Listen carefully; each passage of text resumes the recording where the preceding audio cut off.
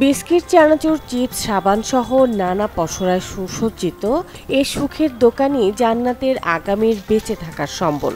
আয়ের পথ খুঁজে পেয়ে খুশি জান্নাত। ঠাকুরগাঁওয়ের দুঃখিনী জান্নাত পেয়েছে সুখের দোকান।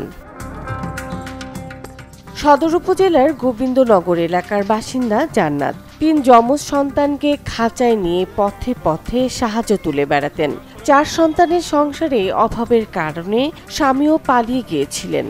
চ্যানেল 24-এ সংবাদ প্রচারের পর অনেকেরই দৃষ্টিগোচর হয় ব্যাপারটি। সমাজের বিত্তশালীরা সাহায্যের হাত বাড়িয়ে দেন। ফিরে আসেন জান্নাতের স্বামী হাবিল।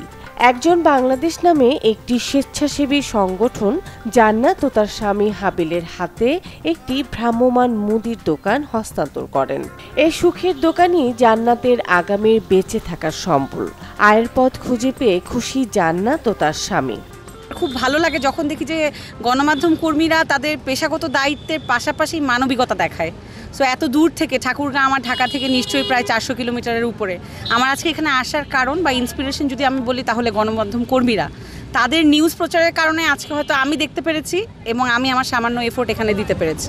উনি 3টা যমজ বাচ্চা নিয়ে রাস্তায় অসহায়ের মতো বেড়াচ্ছে এবং কি আপনার 24 চ্যানেলও দেখি।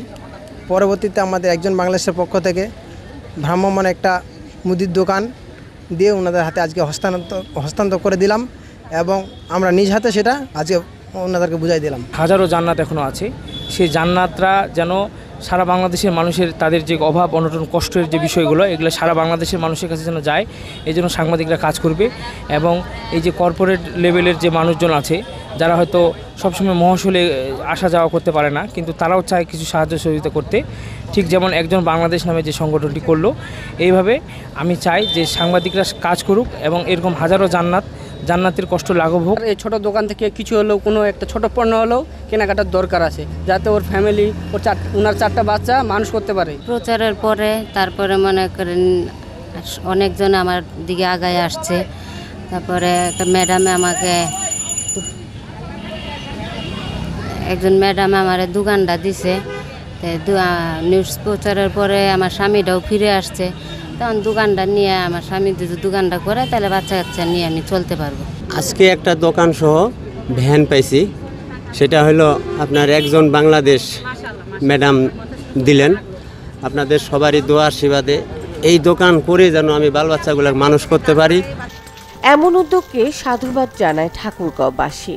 গণমাধ্যমের বদৌলতে এমন হাজারো দুঃখী জান্নাত খুঁজে পাক এক টুকরো সুখের আশ্রয়। Desk report, channel 24।